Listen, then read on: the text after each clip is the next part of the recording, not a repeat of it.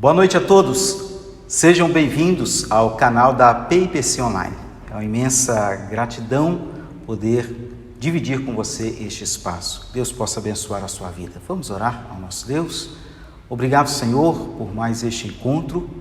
Obrigado a Deus por nos esclarecer a mente, aquecer o coração, quando então abrimos a Tua Palavra e temos o privilégio de ter a nossa mente, ó Deus, iluminada pelo Teu Espírito para a compreensão de quem o Senhor é e da Sua vontade na nossa vida. Nos abençoe, mais uma vez nós rogamos em nome por amor de Jesus. Amém.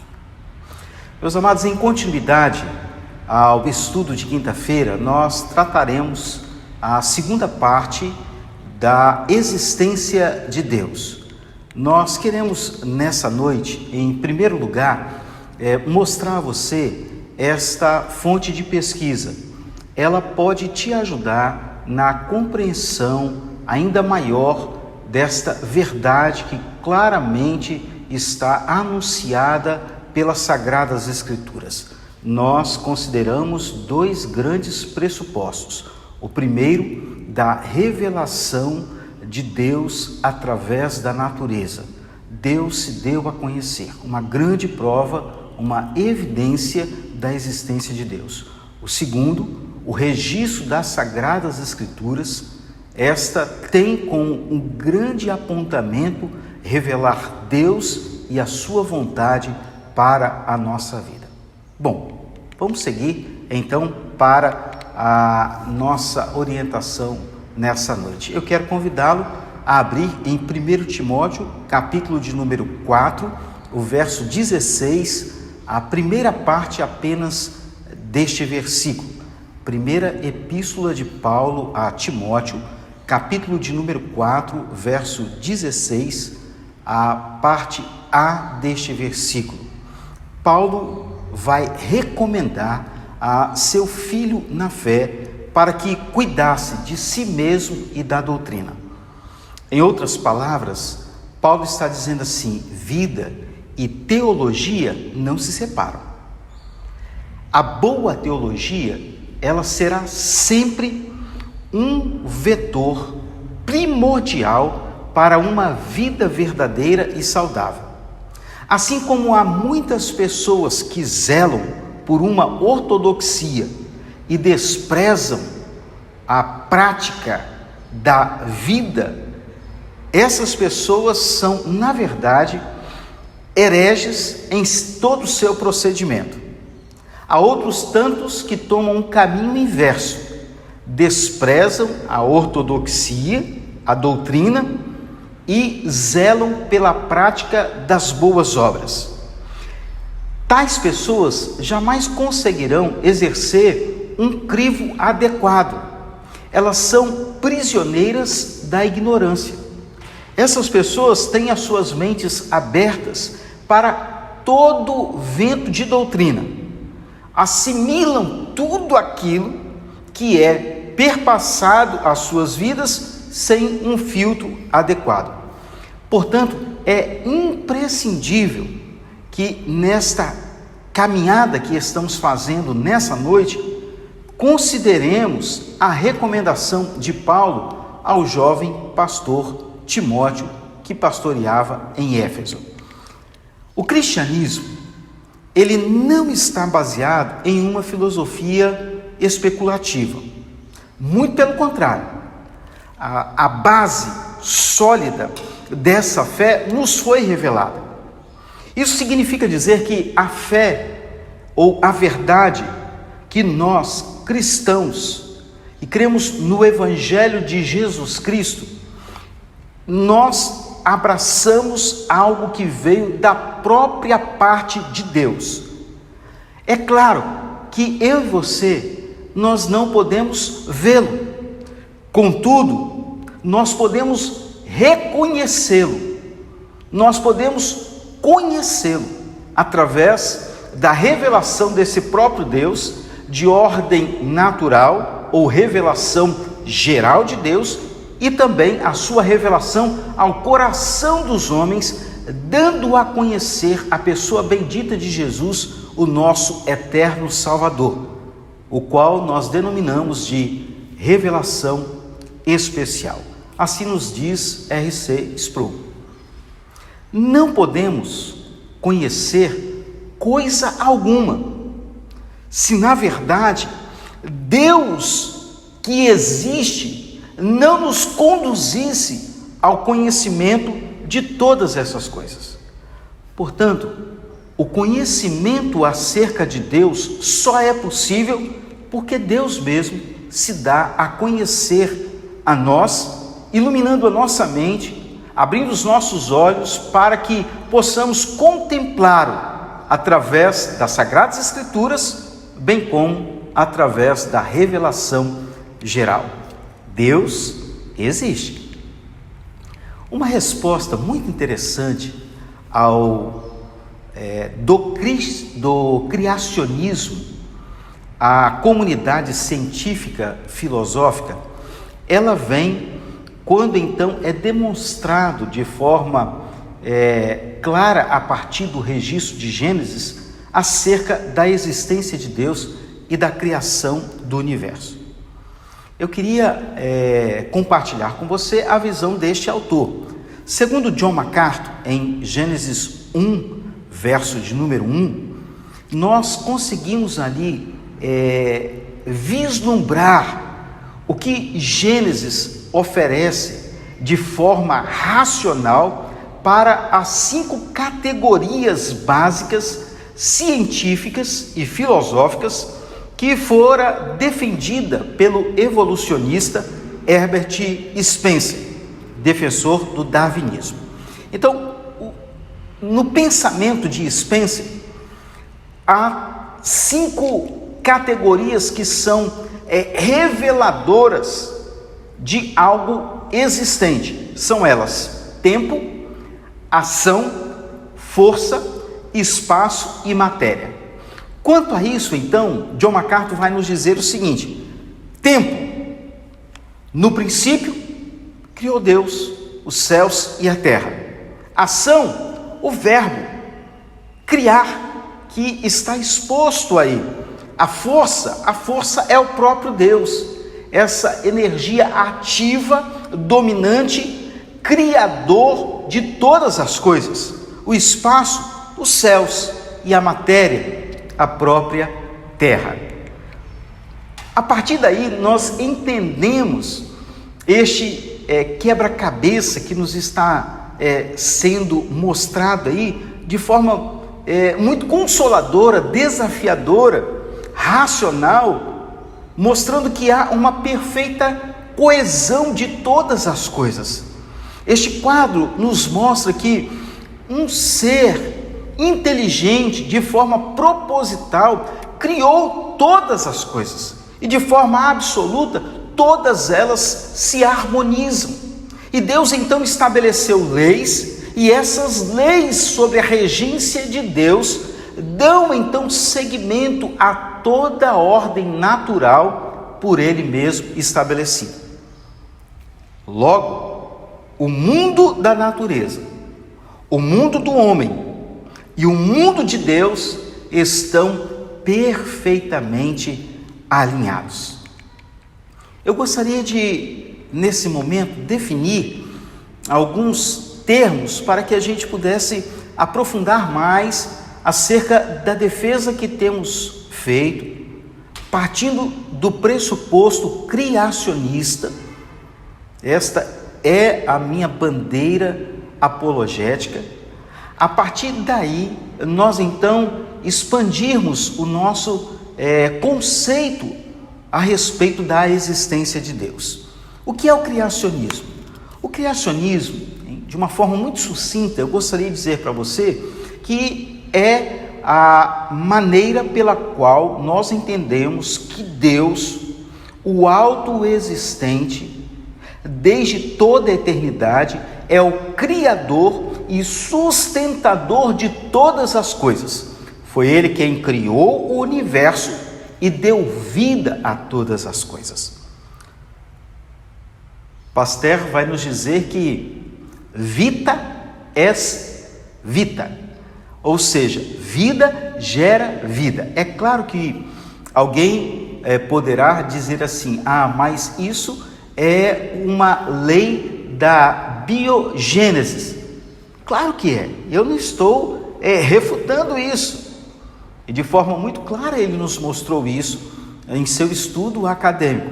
O que eu estou dizendo aqui, aproveitando a sabedoria dele, é que um princípio normativo para o exame menor do ser humano, ele é devidamente aplicado ao próprio ser de Deus, aquele que vive, aquele que existe.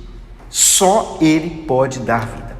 O naturalismo é uma cosmovisão extremamente materialista, e ela propõe mostrar que tudo aquilo que foge ao fenômeno natural é, por excludência, algo que não existe, totalmente desconhecido. Se não passar por um processo natural correspondente a tudo que existe, então não existe.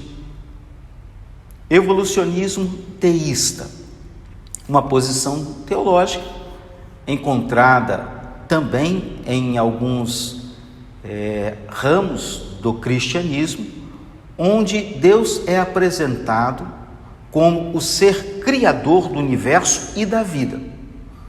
E após ter criado o universo e a vida, Deus então o entrega para que, de forma evoluída, a natureza então possa explicar a si mesmo.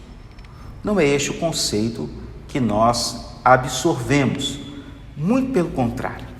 O que eu quero mostrar através do exemplo do naturalismo, como essas teorias, elas na verdade se levantam de forma muito sutil para negar a existência de Deus. O que é o naturalismo? Em primeiro lugar, o naturalismo é o culto à mãe natureza. É uma nefasta bandeira ideológica, opositora a toda a verdade de Deus, amplamente disseminada nos meios acadêmicos, onde tudo o que é de ordem natural, imediatamente é aceito como um padrão absoluto. Isso significa dizer que nesta tentativa, o ser humano, ela busca uma resposta para os problemas de sua própria vida, a explicação de si mesmo, não reconhecendo Deus, fechando seus olhos para o princípio norteador da vida, que é recorrer, apelar para Deus e reconhecer que Deus existe. Então é uma tentativa de negar a existência de Deus, atribuindo ao efeito natural a capacidade de explicar tudo o que temos em nosso universo. Tal viés pós-modernista é um elemento robusto, e neste processo de aprendizado, neste processo de aceitação do princípio criacional estabelecido pelas Sagradas Escrituras, ele vai justamente levantar-se contra essa postura a qual nós temos defendido. O que nós pensamos? Nosso pensamento parte do princípio de que a natureza é o meio pelo qual Deus revela a si mesmo de forma ativa. Deus está envolvido em todo o processo. As leis que governam a natureza estão sob a regência de Deus. Este fundamento da fé cristã, ele contribui para que possamos pensar de forma detida e provar a existência deste grande Deus. Quer admitam ou não, a criação revela Deus. A criação mostra que Deus existe. Paulo, escrevendo aos Romanos, capítulo 1, verso 20, nos dá a orientação de forma muito precisa quanto a isso. Qual é a postura exigida? A postura é uma postura de humildade. Isaías 55 vai nos dizer que os caminhos de Deus, os pensamentos de Deus, são mais altos do que os nossos caminhos e pensamentos. A humanidade precisa reconhecer que o nosso conhecimento a respeito de Deus sempre será limitado. Em absoluto, nunca, em tempo nenhum, teremos qualquer capacidade de compreender de modo exaustivo quem Deus é e tudo aquilo que Ele faz. João Calvino, defendendo esta linha de pensamento, nos diz que o finito não pode assimilar o infinito. Quais são as implicações disso, pastor? Primeira implicação: se acreditarmos nas teorias naturalistas e aceitarmos que tudo o que existe é produto da evolução, no fim das contas nós teremos que dizer e aceitar que não viemos de lugar nenhum e nem iremos para lugar nenhum. Nós teremos que dizer que não houve uma intencionalidade em Deus ao criar todas essas coisas. Nós teremos que admitir que não há uma ordem e propósito em todas essas coisas. Nós teremos que admitir que somos fruto do acaso, e não somos. Nós sabemos de onde viemos, por que aqui estamos e para onde nós iremos. A segunda implicação: se seguirmos essa linha naturalista, nós teremos que dizer que não faz nenhuma diferença cultivar tanto virtudes como praticar excessos pecaminosos. Nós teremos que dizer que o destino de todos os homens é o mesmo. Nenhum.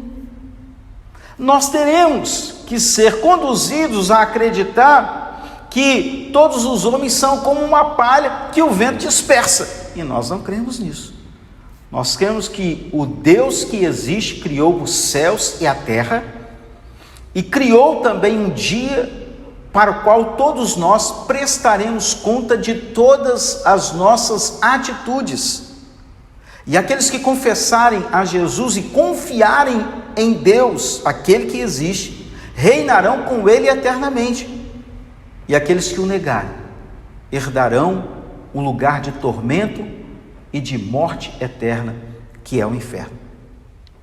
Se caminharmos segundo o viés naturalista, o qual nós não fazemos, teremos que admitir que não há razão para esperanças e nem para punições diante do tribunal de Deus. Eu preciso dizer para você, nessa noite, o que creio: que Deus é a causa primária e última de todas as coisas, que a criação fornece farto testemunho acerca da existência de Deus. Paulo, escrevendo aos Colossenses, no primeiro capítulo, a partir do verso número 15 até o verso número 17, ele vai nos dizer que, através de Cristo Jesus, todas as coisas foram criadas, nele tudo subsiste. Nós só existimos e pensamos porque Deus existe. E Ele existe. Não há outra resposta.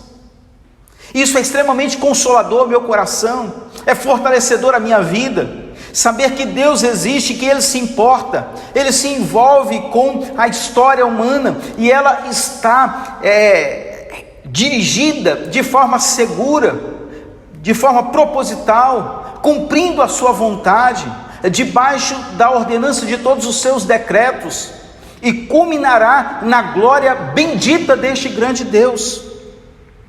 Deus e somente Deus é o bem maior de todos os homens. A existência de Deus é a garantia da nossa racionalidade. A própria existência de Deus é que dá sentido à nossa vida. Nós somos criados à imagem e semelhança de Deus. O Deus da Bíblia faz a diferença entre o justo e o injusto. Francis Schaeffer vai nos dizer que há um Deus bom e sábio, um Deus suficiente para planejar todo o universo e estabelecer todas as leis que governam a criação. Olha que negócio maravilhoso! Nós não estamos soltos, o universo não está solto, nós estamos sob a regência da mão poderosa deste grande e sublime Deus. 4 conclusões para caminharmos agora ao fim desta lição nessa noite. A primeira delas, eu quero recordar com você que não há nenhuma preocupação da Bíblia em provar a existência de Deus. A Bíblia parte do pressuposto que Deus existe e ponto. Segundo lugar, o velho ataque teórico deste ateísmo moderno e todos os seus dissidentes ou todos os desmembramentos dessas culturas antagônicas ao reino, o que elas produzem são crises na nossa vida, geram crises na nossa vida. Mas a outra verdade não passam de teorias e não são capazes de provar que Deus não existe. Não são capazes de provar. Não há quem possa colocar Deus num tubo de ensaio. Deus não é um ser que agora se submete ao empirismo humano. Não há quem possa conhecer a mente de Deus. E Deus existe. A natureza revela as obras das suas mãos, tornando os homens indesculpáveis diante dele mesmo. O professor Heber Campos vai nos dizer que, por causa dos seus pecados, é que os descendentes de Adão, ou seja, a raça humana, por um processo falaz de sua própria mente, tentam eliminar Deus de seus corações. Sabe por que há tanta inquietude na vida humana quando tratamos deste assunto? Primeiro, o desinteresse em aprender, em estudar, em averiguar, em perceber que há provas contundentes da existência de Deus. Em segundo lugar, mas na ordem se torna o prioritário, é porque os nossos olhos estão embotados com o pecado. Nós não podemos jamais esquecer que o homem foi criado por Deus, mas o homem pecou contra Deus. E Deus então proveu a redenção, nos reconciliando na pessoa bendita de seu Filho Jesus, para então termos um entendimento das maravilhas de sua vontade para com a nossa vida. Em último lugar, o professor Heber Campos vai nos dizer que todos nós nascemos com o sensus divinitatis. O que é isso? Todo ser humano foi criado com o senso de prestar culto ao ser divino que existe. E é Ele quem está por trás de todas as coisas. Tudo o que podemos assimilar, só o fazemos por causa do Deus que existe e que implantou em nós esse senso de adoração e de reconhecimento de que de fato Ele existe.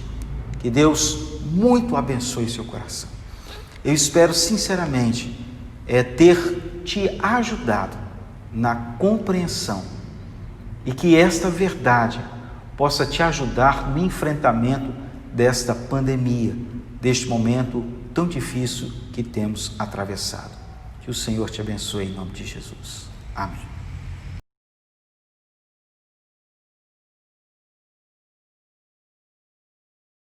Convocamos o Conselho da Primeira Igreja Presbiteriana de Colatina a reunir-se no dia 4 de julho de 2020, às 16 horas, no Salão Social da Primeira Igreja, observada todas as orientações, todo o protocolo que tem sido recomendado pela Organização Mundial de Saúde, bem como pela Secretaria de Saúde do nosso estado e de nosso município também. Deus muito vos abençoe em nome de Jesus.